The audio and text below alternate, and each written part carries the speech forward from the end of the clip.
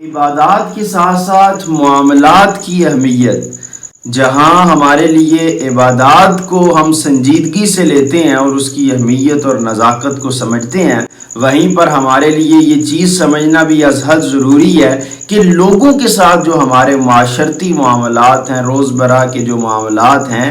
ان کے اوپر بھی ہماری نجات کا بہت حد تک دار و مدار ہے۔ امام ابن عبد البر اپنی کتاب التمہید کے اندر حضرت عمر بن عبد العزیز رحمہ اللہ تعالیٰ کا ایک قول نقل کرتے ہیں۔ وہ فرماتے ہیں کہ ہم نے سلف صالحین کو دیکھا،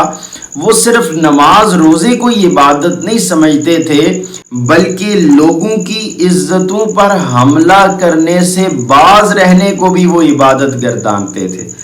پس رات کو قیام کرنے والا اور دن کو روزہ رکھنے والا اگر اپنی زبان کی حفاظت نہیں کرتا تو وہ روز قیامت مفلس ہوگا، اس کے دامن کے اندر نیکیاں بہت کم ہوں گی۔ آج اس چیز کا انتہائی زیادہ فقدان ہے کہ ہم لوگ عبادات کو تو بہت اہمیت دیتے ہیں، دینی بھی چاہیے، ان کی اہمیت سے انکار نہیں ہے۔ نماز اور روزہ، حج، زکوٰۃ، دیگر عبادات جو ہیں ان کے بارے میں پوچھا جائے گا، ان کو سنجیدگی سے لینے کی ضرورت ہے، لیکن اس کے ساتھ ساتھ ہمارے جو معاشرتی معاملات ہیں ان کو بھی ہمیں اچھے طریقے سے مینج کرنے کی ضرورت ہے، کیونکہ یہ چیز ہمیشہ ہمارے ذہن میں رہنی چاہیے کہ اسلام وہ کوئی ایسا دین نہیں ہے کہ جس کے اندر آپ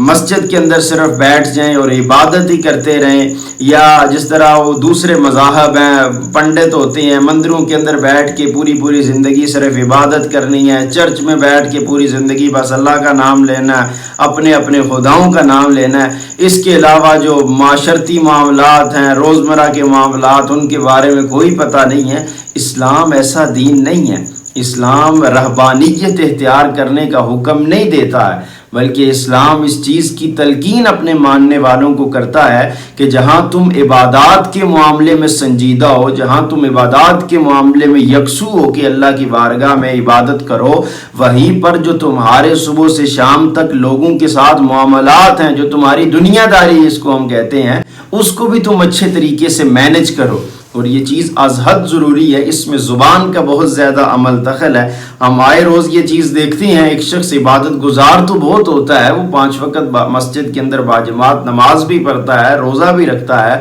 حج بھی کرتا ہے، عمرہ بھی کرتا ہے، زکوٰۃ بھی دیتا ہے، لیکن جب وہ لوگوں کے ساتھ کلام کرتا ہے، لوگوں سے مخاطب ہوتا ہے، تو اس کی جو لینگویج ہے وہ بڑی معیوب ہوتی ہے، اس کی الفاظ کا چناؤ ٹھیک نہیں ہوتا ہے، اس کی گفتگو کا انداز بڑا تلخ ہوتا ہے۔ اسلام ان چیزوں کو کسی صورت بھی پسند نہیں کرتا ہے۔ اسلام اس چیز کے اوپر زور دیتا ہے کہ جہاں ہم عبادات کے اوپر زور دیں اور عبادات کی اہمیت کو سمجھیں، ان کے ساتھ ہمارا قلبی لگاؤ ہو، وہیں پر ہمارا لوگوں کے ساتھ بھی اچھا برتاؤ ہونا چاہیے، لوگوں کے ساتھ بھی ہمارے دل کے اندر رحم ہونا چاہیے، لوگوں کے ساتھ بھی جب ہم بات کریں تو ہماری زبان سے جو الفاظ نکل رہے ہیں ان کے اندر مٹھاس ہونی چاہیے۔ رسول اللہ صلی اللہ علیہ وسلم کی آپ ساری زندگی کو دیکھیں، آپ صلی اللہ علیہ وسلم کی جو سیرہ مبارکہ ہے اس کو آپ پڑھیں تو آپ کو یہ چیز معلوم ہوگی۔ رسول اللہ صلی اللہ علیہ وسلم جب گفتگو فرمایا کرتے تھے تو جو آپ کی جان کے دشمن تھے وہ بھی اس سے متاثر ہوئے بغیر نہیں رہتے تھے۔ اتنا خوبصورت الفاظ کا انتخاب ہوتا تھا، اتنا مٹھاس بھرا لہجہ ہوتا تھا۔ آج ہمارے لیے ضروری ہے کہ ہم جب بات کریں تو ہمارے لہجے سے اخلاق محمدی چھلک رہا ہو، ہماری زبان سے الفاظ محمدی ادا ہو رہے ہوں۔ اللہ کریم عز و جل ہمیں اس چیز کی توفیق عطا فرمائے کہ ہم عبادات کے ساتھ ساتھ اپنے معاشرتی معاملات کو بھی بہتر طریقے سے سر انجام دے سکیں۔